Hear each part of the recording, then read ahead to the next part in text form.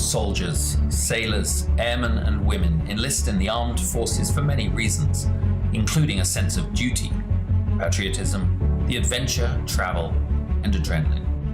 When service members are injured or wounded and can no longer perform their military duties, they quickly find themselves removed from their team, no longer serving the purpose for which they trained. I came back from Afghanistan in 2013, and it was kind of a trial and error of finding out, after the military, what's next in life.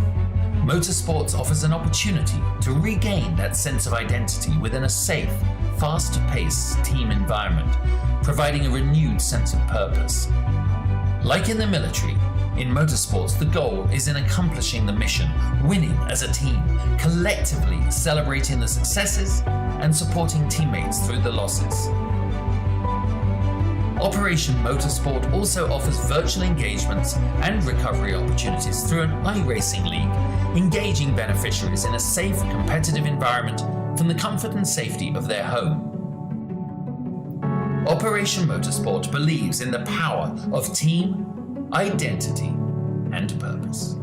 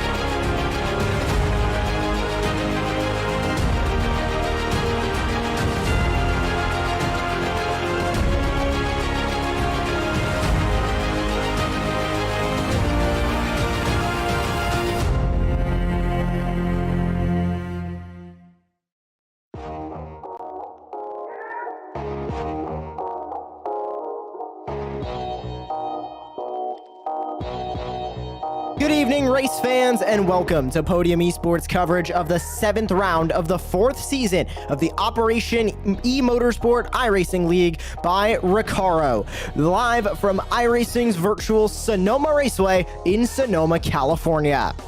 I'm your host, Joshua Lee. Alongside me in the commentary booth tonight is Rachel Whiteford. Our producer for this evening is Simmy Award winner Ryan Bauer, who is using cameras tonight created by the great Dougie Beard. This series is brought to you by RECARO.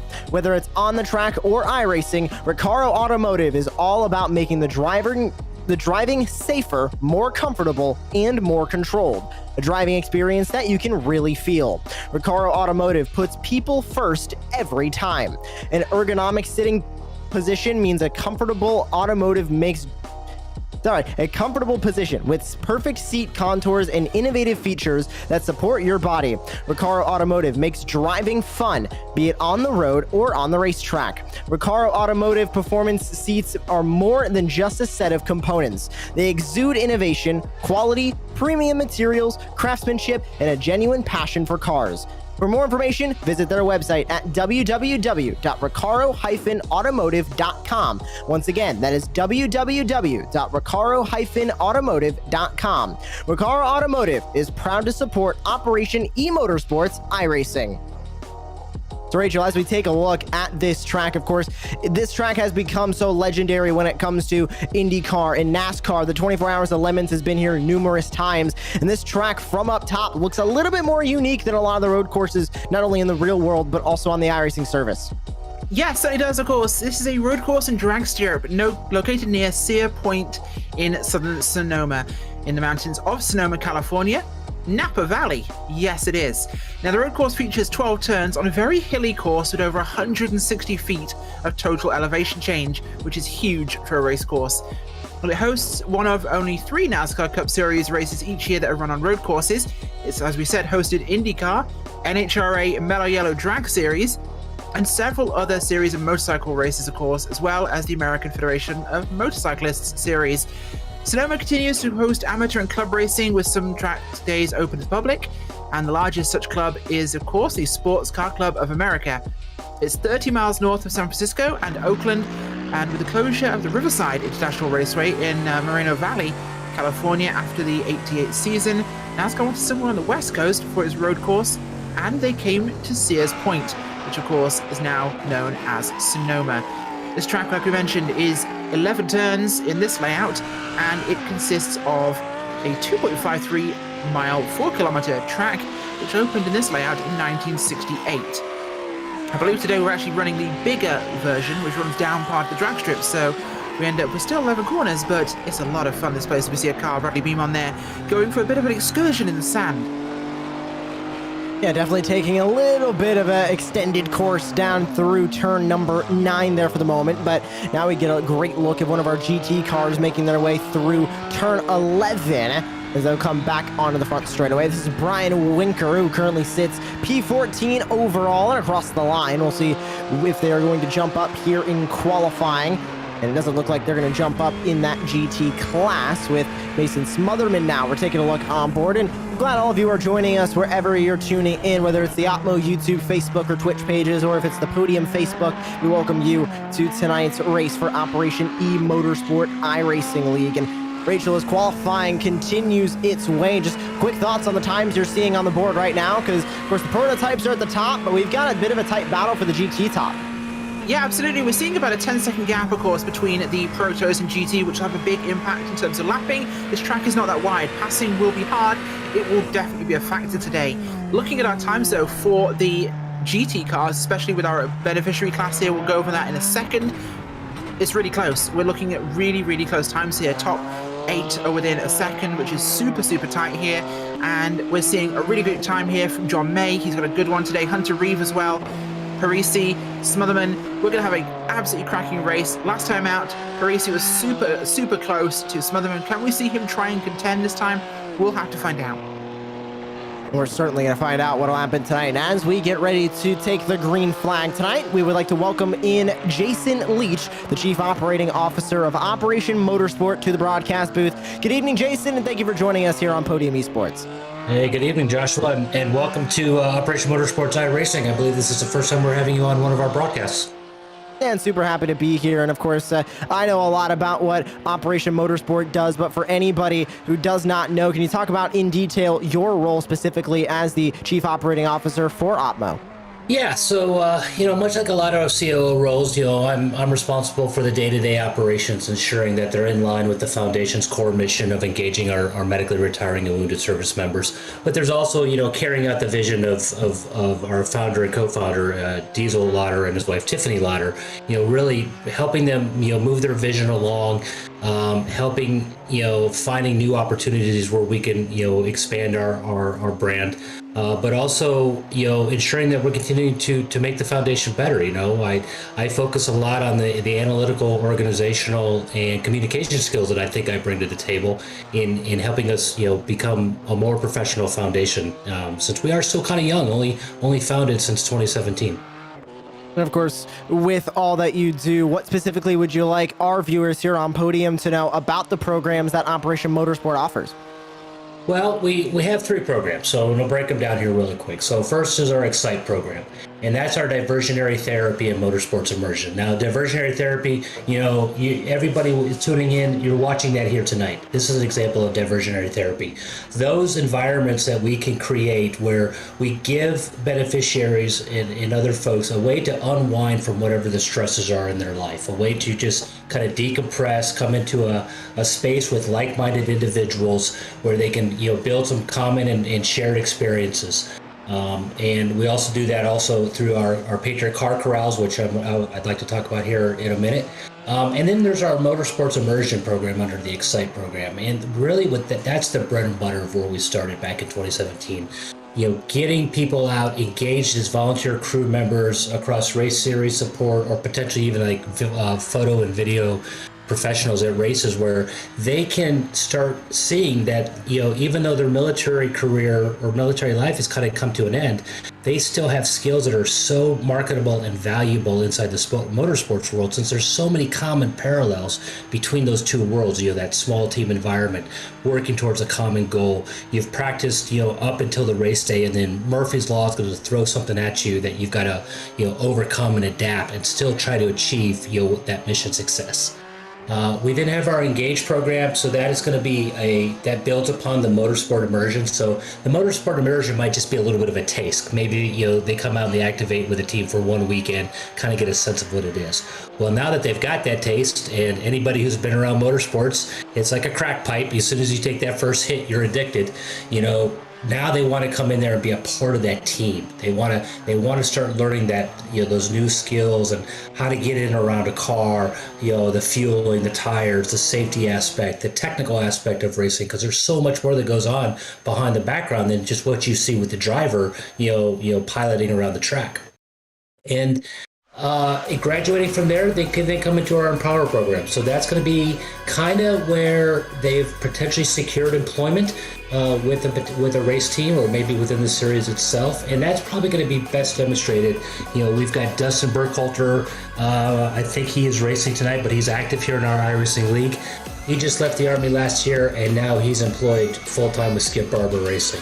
We have Theo Burslema up in Canada, who has also participated in our iRacing program, and he's now a junior race engineer with Tooth Autosports. So these are two really good examples where they came into our programs, kind of got introduced, and then just took full advantage of the opportunities they had in front of them, but also took it upon themselves to really make that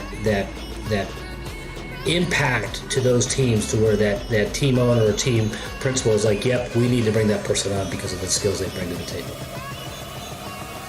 And looking forward to 2022 for the organization, what particularly are you excited about, and what exactly is coming for Operation Motorsport in this brand new year? Well, just like everybody else in the motorsports world, we're really excited that 2022 is opening back up. We're starting to see a lot more real world activations come across, not only SRO but with IMSA, with FEL Motorsports up in Canada. We're expecting a full activation of up to, I just talked to our executive director Tiffany tonight, where we might see upwards of 11 or 12 activations at one event. That's just unprecedented numbers for us. We also have our Patriot Car Corrals coming up that I briefly mentioned earlier. So what those are is an environment where we can bring together across 7 of the 9 SRO races, where we'll have a car corral, we'll have garage tours, we'll have hot pit tours, we'll have parade laps. We'll have an environment where people can come in and kind of hang out, enjoy the race, learn who we are, kind of see our beneficiaries in action. And that's really, one of the main things we're trying to do with SRO is help increase their fan engagement.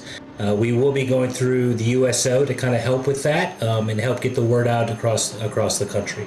And I do see we're on the pace lap here, so I want to make sure, I don't over talk the green flag. Well, thank you very much, Jason, for joining us this evening, and we hope you enjoy off tonight's racing from the virtual Sonoma Raceway. Absolutely. Yeah, again, we're really glad to have Podium on board with us. You guys have been great partners, and have a good broadcast tonight, guys.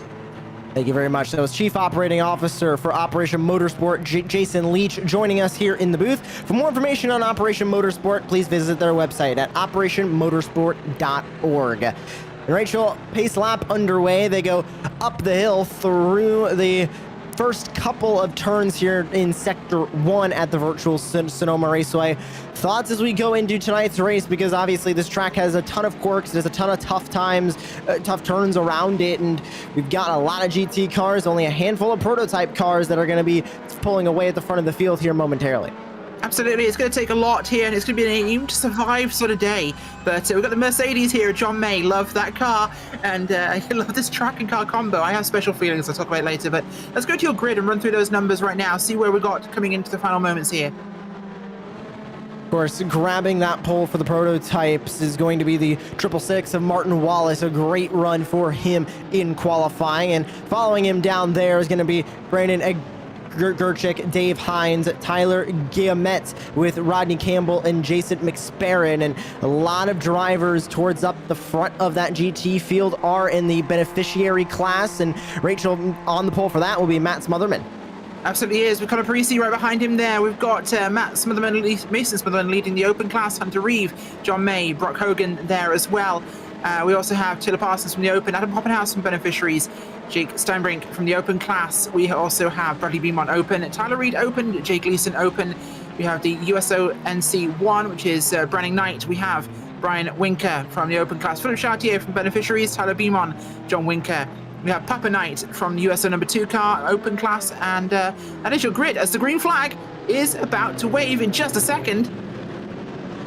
Great start already in the prototypes as they're now going to get fully on that loud pedal, and we say let's go racing from the virtual Sonoma. It's a great start for Wallace as he gets the thing going in the prototypes. There's the GT field getting underway right on behind. 30 minutes on the docket as they all race through the first sector. Wallace with a good lead already. Connor Parisi trying to make something happen, and around in the middle of the pack that was Brock Hogan in the 58 who is going to get turned around and into the grass. Another Ferrari, it looked like, or sorry, a Lamborghini Huracan getting off and into the grass as well. That was Bradley Beeman. So we'll take a look at the first incident that happened here. The 58 of Brock Hogan going around up and into turn number 1. Yeah, coming through turn 1 here, it's a big run down here, and this is the kind of a strong kink that puts you into this turn for turn number 2, and it funnels you down because it's really wide here, then it gets super narrow, and it's a cresting right-hand turn here, and you'll see him slide up there, traffic condenses, he puts on the brakes too hard, and I think Hogan had a hero there because he hit nothing. Both of those drivers not hitting anything on the track, just taking a swift trip through the grass here at the virtual Sonoma Raceway. And we've already got a bit of a battle up towards the front of this prototype field as Dave Hines is going to be chasing down the 666 of Martin Wallace, who sits at the front of this field. Remember, all these prototype drivers are pro drivers at that. Either they're a competition license holder in IMSA, SRO, CTC, or another sanctioning body, or they have an iRacing A-Class road license with a safety rating of 3.99 or higher, or an A-Class road license in iRacing and an I-rating of 1900 or higher. So these are some of the fastest drivers in the on the course, running in some of the fastest cars that we see on the service. So we get a look off the back of the current leader of the entire GT class, but most notably the beneficiary class. That's Matt Smotherman. Yeah, it is, absolutely. Behind him there, you can see a couple of cars back. Mason Smotherman leading the open class. Just to go down that for you guys, of course, the red boards are the open drivers. They are supporters or active duty military personnel here to help kind of support Operation Motorsport. The green boards, they are the beneficiaries of Operation Motorsport, as Mr. Leach told us a few moments ago. But yeah, can anyone bring it to Matt Smotherman this time? We're going to have to see. Connor Parisi is looking at the guy who could do it. This might be his day, but he's got to really pedal for this one. This track is tight. It is confined. It is like trying to drive a tank down an alley and park it at like a Walmart or something in one of those tiny spots. It's going to be really hard, but you have to do it at 70 miles an hour.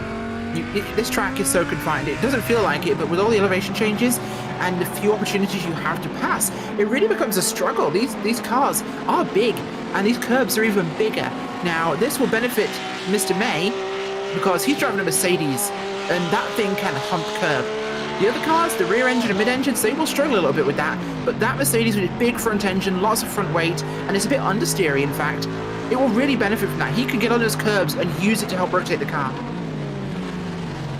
You can see that Mercedes of John May working his way through turn 11 as we go back on board with the current 6th place driver in the beneficiary class on the course right now. But still in the lead of those prototypes will be Wallace, with Dave Hines sitting right behind as we knock it down a couple of minutes and a couple of laps as well. We'll update you on this battle for the lead as Dave Hines still sits watching and waiting. The 666 in front of him of Martin Wallace, but off of turn number 7 they go through 8 and 8A. Off the back of the 666 now as Wallace tries to hold him off. Not going to use that chicane down there, that very, very tight chicane. We're going to go sweeping around the S's like the NASCAR Cup Series does, and down into turn number 11 as well, straight off of turn number 10. In this final corner, not technically counted as a corner for our track map, but I believe there is a little bit of debate if that's a corner or not, but I'm just going to say it does not count as a corner, it counts more as a kink, even though that turn right there counts as turn number 1. But, you know, we'll call it 11B, as our producer Ryan Bauer just said. Yeah, the American tracks have this habit of not including corners. I mean, we could talk about the kink between turns 1 and 2 at Road America, which is technically turn 2. I'm going to argue that point the whole way down. But right now we have, of course, Wallace leading the way in the prototypes. We're looking at Mason Smotherman here, right in the meat of this thing, right behind Mr. Parisi, as he's looking to try and get past there and lead or get towards his brother, Matt Smotherman, of course, up there in the beneficiary class. Looking back here from the rear wing of Connor Parisi, you'll see just a big change here. Listen to the engine sound. Oh, especially when they throttle down. They sound so good. But yeah, you see the huge changes in elevation here. This is absolutely massive. I don't think you change elevation quite so often at any other track. There are tracks that have bigger changes, but you go up and down so much here that it just feels worse. It feels so much more hectic on the drivers. And of course, when we're on board there with Connor Parisi as he tries to hold on to this second spot in the beneficiary class and trying to hold on to the second overall spot in the GT class from Mason Smotherman, who's in the open class behind him. If you're familiar with iRacing action, it might be a little bit weird to see Connor Parisi competing on an asphalt track. Of course, very popular when it comes to the short course side of things. You can see the fistful of bourbon colors on the side for Jim Beaver Esports. Also very, very versed in rallycross. Has competed in multiple world championship seasons of the iRacing Rallycross series. So great to see Connor Parisi here, but take a look at this, Rachel. The contact almost being made between Egerchik and Hines, as take a look at this. The leaders reaching GT traffic at the back of the field. They get through it safe, but now this is going to push the top 3 to be within about 1 second of each other, and almost making contact with Hines and Egerchik. That could have gotten a lot worse. Yeah, this is where things get really spicy, of course, Josh. This is where you have the GT cars being the roadblocks to the prototypes. Oh my goodness! Contact there, we just saw that a moment ago, but it was... These guys are going to get so close together because of that GT traffic, which means now they provide this large wedge of prototypes coming up quickly. And it's not one car, it's multiple all at once, which now makes the situation much more viscous, I think is the correct term to use here. They will be all over each other, and the track is going to feel incredibly blocked, and it's narrow enough as it is. So it's going to be, oh, a bit of a kink there we saw from him. Get back on board here with Mason Smotherman right now, still trying to go after Parisi. I mean, there's a lot of dirt on this track, so it might actually fit it pretty well. We'll grab a look at another replay. Looks like we're going to see what exactly happened here to Dave Hines, who was the driver who got a little bit loose through the middle of turn 11 last time by. Here he is exiting turn 10, into 11 he goes, and did he overbrake? It looks like going way out wide was Martin Wallace, and ooh, he got a little bit too far to the inside and hit the tires there, Rachel. That is very easy to do, especially if you're trying to maximize your track limits going through that final corner. Yeah, I can speak from experience and from extensive racing knowledge that you don't want to do that. It's bad for the race car. But I think he already knew that. It's one of those times where you try to tighten a little bit and those curbs will grab you and pull you towards you, like they do with Mason Smotherman there as well. Yeah, you get a little bit too on those curbs, they will suck you across the curbs and towards those tires. And they don't give like real life. In iRacing, they are a large lump of concrete painted like rubber. So yeah, don't hit them. It's bad. The Hunter Reeve here is 4th in the beneficiaries, actually 3rd overall in beneficiaries, I should say, but he's 4th overall for GT cars right now, running a good time here, and it's not a bad gap for him. He's 1 second back from Smotherman there, and Smotherman, though, Parisi, he's dropped 4 now on Smotherman, the other Smotherman, the leader. It's confusing, isn't it? 2 Smothermans leading 2 classes. Yeah, they like to make our lives easy here. Brandon Knight, oh, contact with the wall there from him, and that was the outside wall of turn 1, which is an unusual place to hit. So the Smothermans lead the two GT classes as Dave Hines showing just how little grip this track has, even with these gigantic prototype cars basically being sucked down onto the ground. As look at Dave Hines, the wheel work from that prototype. He is holding on for dear life right now with 20 minutes left in this race, Rachel, as the last thing that you want to do is be holding on at this point. You can maybe hold on for 5 minutes, maybe even a couple laps at the end. You don't want to have to be holding on with 20 minutes still remaining.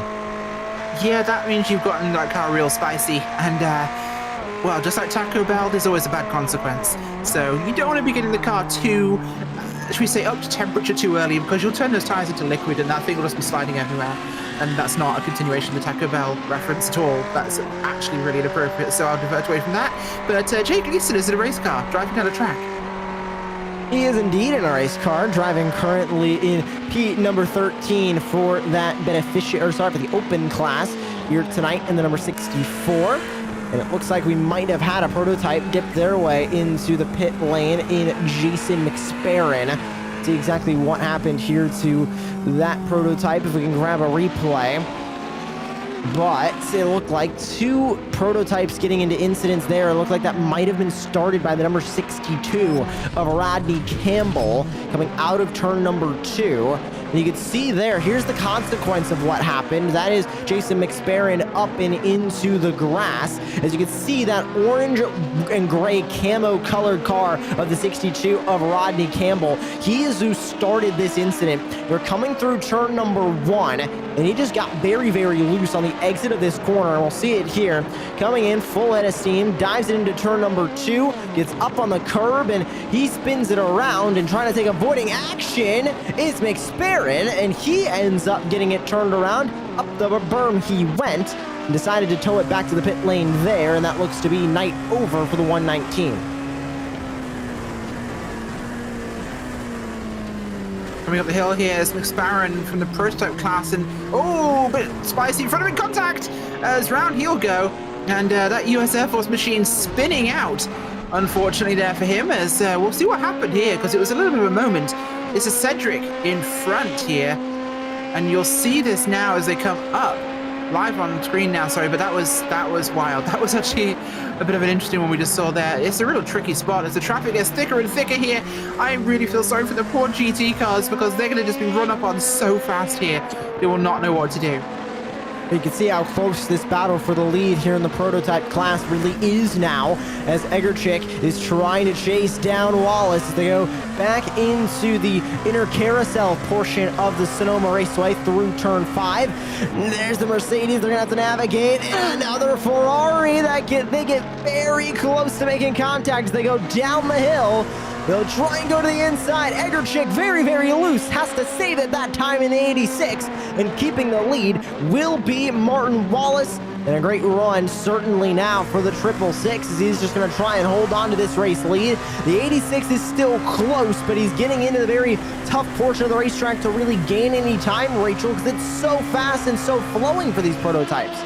Yeah, it really is. But that bottle-up moment just brought me back to the old school days of Formula One. It was Kimi, Sebastian is faster than you. Ah, no, I don't care. He can't get past me. If he wants to get past me, he can do it himself. That was a dead-on Kimi Räikkönen impression, I feel like. I think we just had Kimi Räikkönen join us in the booth for that. No, you did not. Okay. Whatever you say, Kimi, we'll leave you alone now. So, as we continue on here, and you can see we're nearing halfway done with this race, and checking in with these GT battles is still on the back bumper of Parisi, as here comes some prototypes to join the fun. Parisi up in front of Mason Smotherman. Now they might both be driving GT cars, but the Mason Smotherman number 89 machine in the open class tonight. Connor Parisi is in the beneficiary class. It looks like being able to get that spot on Parisi is Smotherman, as it was a driver in front in the GT class who just spun in front of the Jim Beaver Esports machine. It was Philip Chartier who got turned and almost made contact with, no, he did make contact with Connor Parisi in his Lamborghini Huracan. Rachel, let's see what happened here. Yeah, the track is super busy right now. We'll see what just happened for them, but I believe we're looking at what's about to occur. And he gets a bit of that grass and spins himself around and donk. Yep, that's bad. Yeah, you get a wheel off the track when you run wide here. There's nothing to catch you, and it didn't. He just caught that dirt and round he went. And, that got messy real fast. It's just going to kick you back into the track, especially when it's a rear tyre that catches it. Unfortunate timing. And you can see right here on board, there's the hit for Connor Parisi. He lost a spot on the overall leaderboard, however, did not lose any positions when it comes to the beneficiary class. He is still going to remain P number 2 for the beneficiary class of action tonight. Back to the lead battle between these prototypes. And you can just see with this on board, Rachel, how much faster they can attack these corners than the GT cars as they run down this drag strip that is normally used for drag racing, a part of the normal racetrack when we use the full layout here at the virtual Sonoma Raceway. How much faster they are really taking all these corners upwards now as they go through the S's of 200 miles per hour. Yeah, absolutely. And it really is. And now people say it's downforce, but that's actually a lie that people tell the broadcast viewing public about race cars. It's actually the ego of the prototype car drivers. It weighs so much that it pushes the car down to the track. That is what does it. No, I'm kidding, it's downforce. But I think we are hearing, though, that Parisi might actually have some pretty severe aero damage on his car. This could have huge impacts for his race here. We'll have to find out if Connor Parisi is going to have any aerodynamic damage and how is that going to affect him in this race. And as we enter halfway through this race, Rachel, take us through the field and all of our drivers that we have on the track here tonight as we go over halfway here from the virtual Sonoma Raceway. Yeah, so well, of course, Martin Wallace at that 666 is running the race of the beast right now, leading the prototype class. Second place is Brandon Egachich in the prototype class there, with Tyler Glumet in the third spot. Dave Hines back to fourth after some light contact earlier on, and mostly with the tyres. Behind him, Rodney Campbell, and then we have Jason McSparron a little bit further back after some incidents.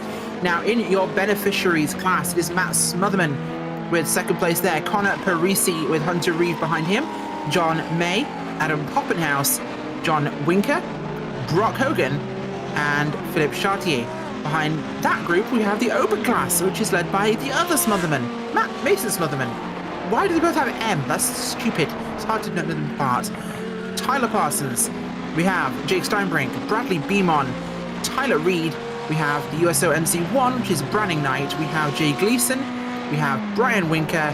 We have Papa Knight and Tyler Beamon. And of course, tonight's beneficiary driver spotlight is on that Jim Beaver Esports machine of Connor Parisi. His military career, he spent 7 years in the U.S. Air Force and was stationed at Joint Base Andrews the entire time and assigned to the 811th Security Forces Squadron. There, he was lucky enough to support the Presidential Airlift Mission, securing Air Force One and all other presidential and foreign heads of state and VIP arrivals and departures from Andrews. His current work, he has joined the dark side and is now a DoD contractor. He currently is the site lead of IT support for the new London submarine base in Groton, Connecticut. My previous contracting job was IT support for USS OCOM at Fort Bragg, North Carolina. As far as family goes, he claims that he has a wife that is out of his league and a dog that they take care of as well, and iRacing has helped him by being one of the best investments that he has personally ever made. From scratching the competitive itch to the camaraderie of working for a team for a common goal, it is something that he truly loves. And we thank Connor Parisi for his service and are glad that he is racing with us tonight here in Operation Motorsport and for being a part of our beneficiary driver spotlight here for round number 7 of the 4th season.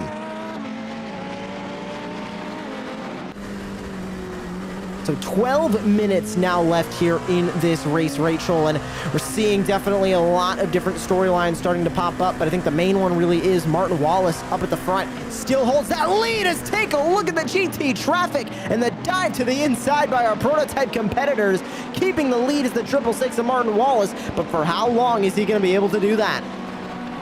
Oh, it's going to be a really tight run to the end here. This race has been non-stop action all night long. And Martin Wallace here threaded the needle on the GT cars. Good place to catch some traffic here on the drag strip, but oof, wow. I mean, I'm starting to think some of that splattering on that car is actually oil from the GT cars panicking in front of him. You don't want to see one of these things flying up behind you on this sort of track. It is very scary. It is not conducive to multi-class racing, but they did a fantastic job. We've had very little class-to-class contact. It wasn't a complete accident, so it's been really good so far. And I will say the gap to the Smothermans is 6 seconds. It is starting to come down slightly as brother goes to fight brother from the same mother. However, the gap back to Mr. Parisi has dropped slightly. Not enough dirt for him, I think. He definitely is much more used to the rallycross config here at the Sonoma Raceway, which would actually take this part of the track that he's on now backwards, and this would be the Joker lap that he is currently going through, and right about here would be the last corner on the racetrack before the jump that is going to be right there on the other side of that wall. So, wondering if he ever gets confused when he's running here at Sonoma, where exactly he is going on this racetrack. Probably feels like two completely different racetracks in general, but, ooh, Parisi takes a little bit of a trip through the dirt there. Rachel, right on cue. I think he was just missing it a little bit. I think he was, but I'd like to think Whoa. Oh, boom! Headshot. What just happened there? Looked like another number 13 spun in the middle of the track that led to some harsh contact there. See if we can grab that replay. Yeah. That was really harsh. That was a Dear John letter kind of harsh. That was just bam out of nowhere. Right hook from Chartier, and it was just grabbing dirt again, I think. We'll watch it back here. See what happened here to Chartier.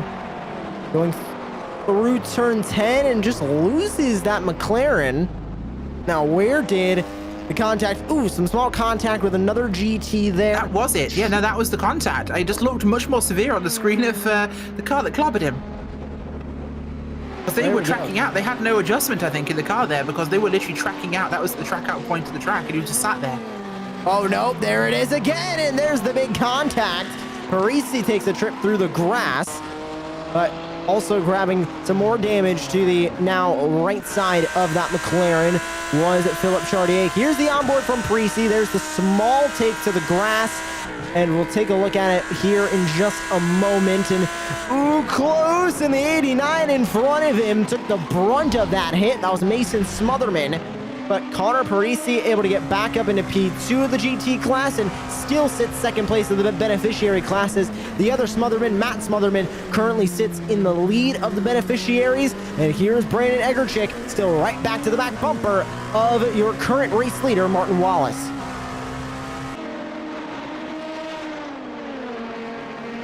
Yeah, it really is, and wow, this has been getting more and more exciting. How they dodged damage there, I'm not sure. That was a huge hit, but extreme luck, I think, at this particular point in time.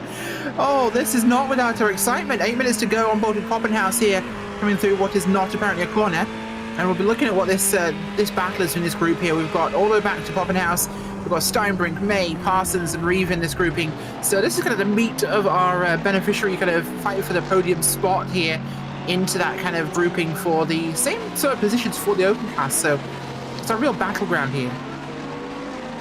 Battleground indeed, as 8 minutes remain here in tonight's race from the virtual Sonoma Raceway. We go on board with the Mercedes again of John May, and you said you were going to explain your love for the Mercedes car, Rachel, a little bit earlier on. I'm not sure if you've done that tonight, so go ahead, grab your soapbox. Why do you love the Mercedes so much? It was the car I chose to run in my one season in, at the time, the Blancpain Sprint Cup Series in iRacing. I decided the entire season to start from pit lane because it was safer in that series. But the one race, I always qualified to get a better pit stall. And Sonoma, for some reason, I could just hit the curbs with a Mercedes like from mounted engine. It was just so good with that. And I put it on pole. My spotter told me I had to start from the grid. And I was upset about this because I didn't want to have them all behind me into turn 1 and 2. So I pulled the NASCAR trick and I slowed down into 11. They all caught up to me and checked up, and then I hit the gas. I think I had 2 seconds on the field as I arrived at turn number 2, and I went on to lead the entire race and get my only road race win in a road car. All the rest of them were in stock cars for some reason because I'm crazy. But The Mercedes gave me as that 3 wide, gave John May a little bit of hypertension there, I think. But yeah, the Mercedes is my only road win at this very track, so it will always hold a special place in my car. That thing is a tank, and it loves to jump curbs. So you're saying it's part rally car then? 100%, yes. Well, you heard it here first. Take the Mercedes-AMG GT3 and put it on a rallycross course today. We need to get... I think that's a good idea. Ryan Bauer, 24 Hours of Lemons, Mercedes-AMG GT3s at a rallycross track. I feel like nothing could possibly go wrong there. But we go on board with Jason McSparron, who is dealing with a lot of GT traffic in front of him right now. And you can see another prototype working his way by. And, of course, McSparron had to tow it back to the pit lane. He has now 2 laps down. So is currently racing the GTs around him for overall spots on the racetrack, but that prototype we just saw storm by, that was the 3rd place driver, Tyler Guillemette, who will currently still sit in the 3rd spot in the pro class.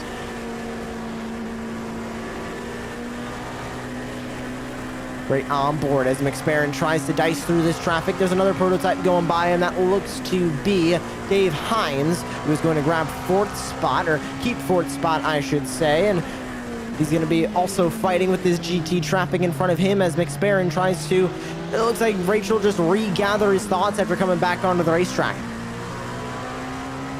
Yeah, regather his thoughts or change his underpants, one of the two, but it's been a terrifying race with some of these guys. They've been all over the place. But this track, it is such an exciting place to run a car, even in traffic, even on your own, it's so fun. Oh, that's tight, that's close, 3 wide, out of 2. Oh God, yeah, John May, and I believe that was going to be the car in front of him there, Parsons? Or Steinbrink? Yeah, Steinbrink there, as that was a hairy moment. That was like beard and dreadlocks kind of hairy. Luckily, nobody going to get out in a wreck there. As we go on board now with the Ferrari of Adam Poppenhaus, currently sitting P8 for the beneficiary class. Can he hold on to this spot as he looks up to John May, who currently sits in the 7th spot for the beneficiary class and is trying to hold on to his position on the racetrack as well, as they sit in a cluster of GT cars with a prototype sprinkled in there. With 4 minutes left now, Rachel, looks like it's going to be fairly difficult for anybody to really catch up with these GT leaders. But how about the livery on Tyler Reed's car in the open class? And this is brand new Operation Motorsport livery, and it looks fly. More fly than the current few points the Air Force has in the overall service championships. It's a stunner. I love it. It's a really good looking car. They did a fantastic job with that thing. Love the fade out. And a little bit of cone destruction there as he'll dive it into turn number 11 in the final corner on this racetrack. 3.5 minutes left. Now leading the way, we have had a change of lead at the front of the field. It looks like Martin Wallace has gotten into a bit of an incident at the front. Brandon Egerchik now sits at the lead of your prototype class. Not sure where this lead change occurred or what exactly happened, but now a bit off the pace and 4.8 seconds. Make that 5 seconds back from your race leader. Now is Martin Wallace. The 666 sits now in 2nd place. And Brandon Egerchik just now looking to pull away at the front of the field, and that's really all he needed to run away with this race win, Rachel, was a spot at the front. Yeah, that's super awesome. And this runaway is really exciting. These guys are putting on some serious race work, and see Egerchik get that lead. It's going to be great for him to get some race points in that one as well. Really excited to see that, as these guys are just putting on a fantastic show for us. This has been one of the most intense races we've had so far. We've had a couple of derpy races. This one's been surprisingly clean, given how demolition derby-ish this track can be. It's been really good. And as this is a passable lead, you can see right here, and it was caught up in traffic. He just got the opportunity to get it done, and that Air Force machine, a good dogfighter, and he's going to sling it around the outside there as John May inadvertently bottles up the car there of Wallace. And it's a 3-wide pass up the inside, sneaks it through across the line. That was gorgeously done. Beautiful move as we continue to wind our way down here in the 7th round of the Operation Motorsport League for Season 4. We go on board with the open class third place driver of Mason Smotherman. Third place in the GT class. He is the current open class leader on the racetrack, as Matt Smotherman will lead the beneficiary class, and as you just mentioned, Brandon Egerchik currently leading the prototype class of things. And it looks like 2 laps to go this time by, as Parisi is going to take a trip through the grass along with Smotherman as they fight for second place in the GTs. Yeah, really going for it here, and that second place will be really cool, but Parisi's been putting on a real good show tonight. He's been really bringing this action in. I've been really excited to see what he's been doing, and it's 9 seconds, but he's holding him true. And the traffic is monumental. Now less than a minute left, and about 2 laps for each of these drivers now, only having less time on the racetrack to work with, as Brandon Egerchik leads the way. How about his night? Started in second place outside of the front row, fell back to third for a few moments, and then right back up to the front of the prototype class. Matt Smotherman currently leads your beneficiary class ahead of Connor Parisi, and you can look at the second place of Connor Parisi and looking back to your current leader of the open class, that is Mason Smotherman. Both of the Smothermans leading the GT class in both of the subdivisions. Yeah, they've been a bit of a show stealer this season. Those two are super fast, absolutely amazingly quick. I've been really excited to see what those guys have been doing, and it's been a real challenge to see who could bring it to them. And Parisi's been one of those guys, along with Reeve, who've really had the oomph to go for that. And it's been who can catch them. On board now, Jason McSparron, who had an incident going through turn number 1 just a handful of laps ago, or towards the beginning of the race actually, and then brought it back into the pit lane and now sits in the 6th spot for the prototype class and 9th overall. And currently taking the white flag is your GT class leader and beneficiary class leader of Matt Smotherman. Taking the white flag last time by was Brandon Egerchik, who currently leads the way for our prototypes. There is Connor Parisi and there is Mason Smotherman, who are going to take the white flag for the open class in that number 89, and working his way through turn number 8 and turn 8A now is your current prototype leader of Brandon Egerchik. It was the story of Martin Wallace in the triple six. We thought he was going to be unbeatable there for a while, but one simple mistake leads to a pass from the number 86 of Brandon Egerchik, and as he comes through turn 11, looks like it is going to be a trip to victory lane in wine country for the number 86. It's a prototype class win for Brandon Egerchik. Yeah, fantastic drive from him, and here comes Smotherman as well, field beneficiary class. Last run through the S's for him here, and he's going to have a 10-second lead over the car there of Connor Parisi. Parisi's tried all race long, but Matt Smotherman's been untouchably fast. This has been a great run by him. He's really put it in gear again, and this is the thing I have to say I'm really proud of. This guy, he's not a one-trick pony. He's not a one-race wonder. He's just fast. Maybe it's got something to do with the Black Rifle coffee in the back of his car. That stuff's actually really good.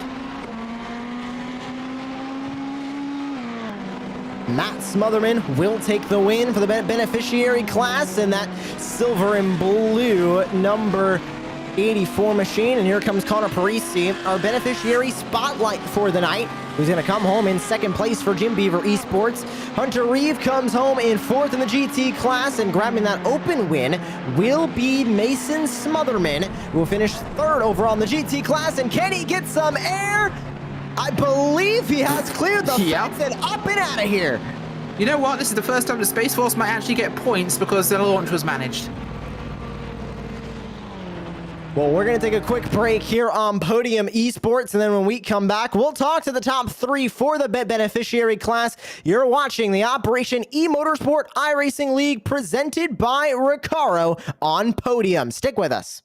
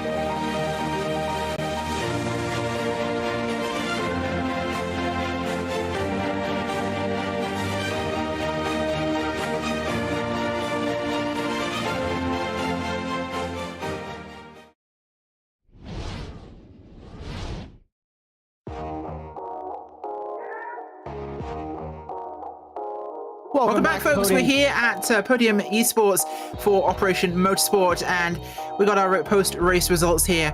It's Brandon Cedric bringing back the win here for the prototype class with a late race change over second place Martin Wallace, with Tyler Glimet there in the third spot, Dave Hines in fourth, Rodney Campbell in fifth. Opening up our beneficiaries was Matt Smotherman, as if that was a surprise, once again winning.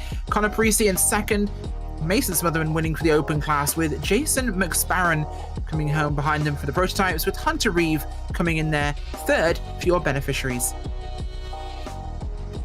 And taking a look at, of course, the back half of this field, it's Taylor Parsons who sits P11 and finishing in the open class. John May for beneficiaries overall P12. Jake Steinbrick with Adam Poppenhouse and Tyler Reed going to round out the top 15 overall. Bradley Beeman with Brock Hogan in the USO One Machine finishing in P18 overall. Jay Gleason and John Winker going to round out the top 20. And rounding out the field, Brian Winker with the NC2 Machine for the USO in 22nd overall. Philip Chartier, Tyler Beeman, and Chris Ramirez going to round out all 25 drivers on the track tonight. And we get ready for the post-race show. And Rachel Whiteford, you're standing by with our winner of the beneficiary class. It's Matt Smotherman. I am indeed Matt Smotherman. We have you once again. I believe this is, let's have a look at the list. I have it here. Round 1, Matt Smotherman. Round 2, Matt Smotherman. Round 3, Matt Smotherman. 4, 5, 6. Yeah. So where do I download the hacks you're using? Say what? Where do I download the hacks you're using? It's GameGenie.com. GameGenie.com. There you go, folks. No, he's not, folks. He's not. Okay. I'm not. I just like these guys so much. I like to talk to you guys after the race. Oh, okay. That must be it. Yeah, that's clearly the thing. So how was it out here at Sonoma? It's it's tricky. Because it's such a tight, undulating track, especially when you start to throw in the LMPs with the GT3s in there. Once they come around, what is it, like lap 8 or so for their first time coming around, that's when it starts to get really, really tricky, if it's not tricky enough as it is, because there's so many, I don't want to necessarily call them off-camber turns, but you're coming over a crest right as you're trying to set up for the next turn, because it's one right into the next, So if your car is a little bit off coming over one of those crests, that back end is just going to spin out around you. Yeah, I think they're best referred to as "oh crap" corners, because yes, listening that response from you in the race car, especially turn 2, that is probably the worst of all the corners of this track, because you're just coming up that huge rise, so much speed, having to check it down and crest and round there. It's nasty. But absolutely. Just how much of a threat were the prototypes in this race? I didn't think that they were going to be a threat until they were in my rearview mirror, and then I was very convinced they were going to be a threat. So.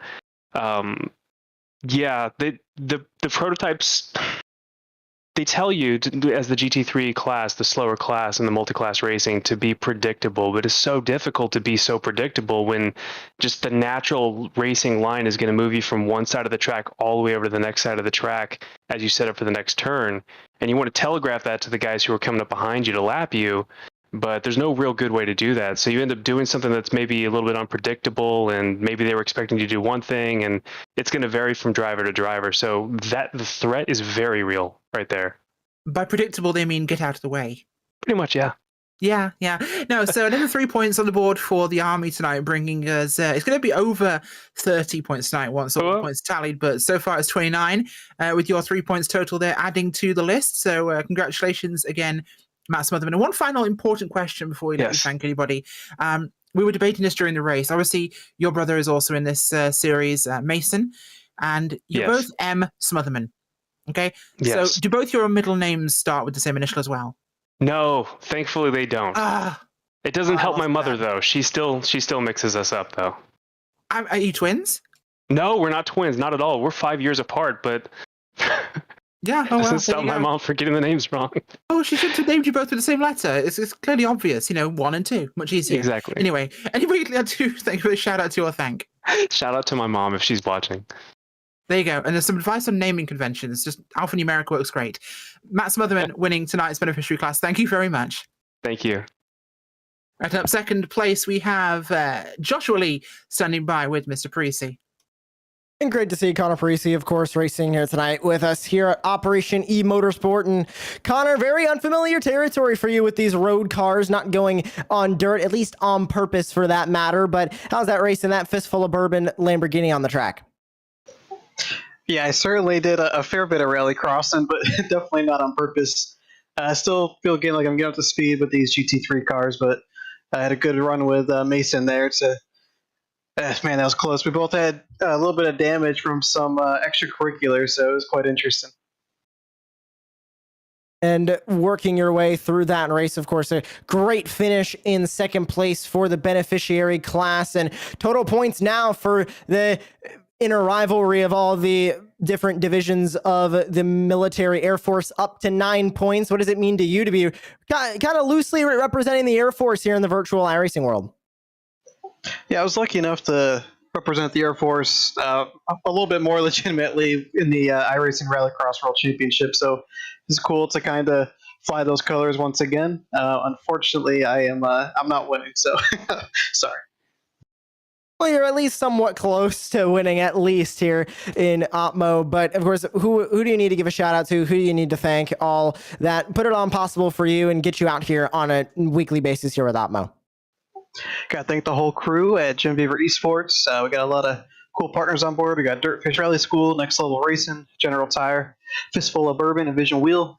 Got to thank all the Operation Motorsports guys and you guys for putting on the show. Thank you very much once again for joining us here post-race. That was Connor Parisi's second place finish for him in the beneficiary class. And to round out our post-race show, Hunter Reeve is going to be standing by with our Rachel Whiteford. Yeah, he is. Thank you very much. And I did just hear from my contact at Minot Air Force Base, a B-52 did not catch fire today, so the Air Force upgrades to 10 points. Right, Hunter, third place today on what arguably is one of the more scary tracks here, I think, than even the street courses. Just what was it like trying to stay through the traffic here and race for an actual position? Yeah, it was pretty challenging race. It was fun. It was a challenge. I have to shout out my wife who gave me my charging cable for my headphones because I forgot to charge them, and so I had to coach her through that while I was driving in VR and dealing with traffic. So it was pretty fun. So yeah. I've been in that position before with wireless headphones. I know your pain. This track is obviously a challenging one compared to what we've had this season. Next week, of course, we go to Sebring, arguably a significantly flatter track. Do you envisage that to be an easier race with the traffic? Yeah, 100%. It's a lot wider. There's a lot more places to make a move if you need to, so it'll be easier, just bumpy. Well, that is certainly true, and bumpy it is. An extra point goes on the board for the Army, bringing the total there up to 30 points for the Army, both Canadian and American, of course. The Air Force is on 10. The Marines are on 2. The Men in the Big Grey War Canoes are still on 1. And the Space Force is on minus 200 now after a rather embarrassing rocket launch where the fairing didn't separate. So, anybody like to give a quick shout out to or thank before we let you go today, Mr. Reeve? Yeah, big shout out to iRacing Motorsport, iRacing RECARO for putting this all on. Thanks to you guys for making us look good. And big shout out to my wife who helped me in my fake race car here in my house. Hey, it's serious business. Very serious. Yeah, thank you very much, Hunter Reeve. Third place today in the beneficiary class. And, well, back to you, Josh. And of course, that'll round out the post-race show. And Rachel, just to put a kind of bookend to tonight's race here from the virtual Sonoma Raceway. Of course, that traffic really came into play with the prototype cars, but we saw some amazing racing from everybody up and down the field. Just your total thoughts on tonight's race and looking forward to the last few rounds here of Season 4 of the Operation E Motorsport iRacing League. Oh, it's going to be exciting. We're looking forward to a really big, fun run to the end of this thing. I'm super excited. And you know what excites me? What excites you? RECARO Automotive. Could you tell me something about them? Of course, RECARO Automotive excites everybody here at Operation Motorsport, whether it's on track or iRacing. RECARO Automotive is all about making the driving safer, more comfortable, and more controlled. A driving experience that you can really feel. RECARO Automotive puts people first every time. An ergonomic sitting position means a comfortable position. With perfect seat contours and innovative features that support your body, RECARO Automotive makes driving fun, be it on the road or on the racetrack. RECARO Automotive performance seats are more than just a set of components. They exude innovation, quality, premium materials, craftsmanship, and a genuine passion for cars. For more information, visit their website at www.recaro-automotive.com. RECARO Automotive is proud to support Operation E-Motorsports iRacing. Of course, remember, tonight's beneficiary spotlight was on Connor Parisi, and as we close out tonight's event here, Rachel, you know what else excites me about Operation Motorsport? It has to be, just the nonprofit, Operation Motorsport. Tell us a little bit more about Operation Motorsport. You know what? I absolutely can. And I can say Operation Motorsport even more than you can say Operation Motorsport. They are a veteran-led and operated non-for-profit based in Brighton, Ontario and Raleigh, North Carolina. They serve both Canadian and American service members and veterans, and they were founded on the basis of 3 simple words: excite, engage, and empower. The premise is to engage ill and injured service members and veterans affected by military service through motorsport activities to aid in their recovery and rehabilitation. To find out more information, please visit operationmotorsport.org. That is operationmotorsport.org. And of course, what else excites me about tonight's event? Well, it has to be the sim that we did it on, which is the iRacing simulation.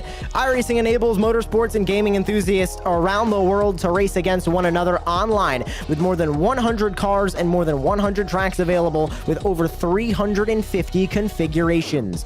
iRacing delivers the most realistic racing experience you can have on your PC or Mac from the comfort and convenience of your home. With literally thousands of official races every week, there is always someone to race against at iRacing. Start your iRacing career today at iRacing.com. We would like to thank the series partners of the Operation E-Motorsport iRacing League: RECARO Automotive, iRacing, the USO, and Mobile One. For Jason Leach, Diesel Lauder, Chris Ramirez, and the entire Operation Motorsport team, for Ryan Bauer, Gary Sexton, and John Theodore at Podium Esports, for our producer tonight, Ryan Bauer, cameras by Dougie Beard, Cameron Aubernon on social media, and for my colleague in the booth this evening, Rachel Whiteford, my name is Joshua Lee. Thank you so much for watching tonight's broadcast of the Operation E-Motorsport iRacing Winter League by RECARO, and we hope to see you next week for our hour-long endurance finale live from iRacing's virtual Sebring International Raceway. Good night.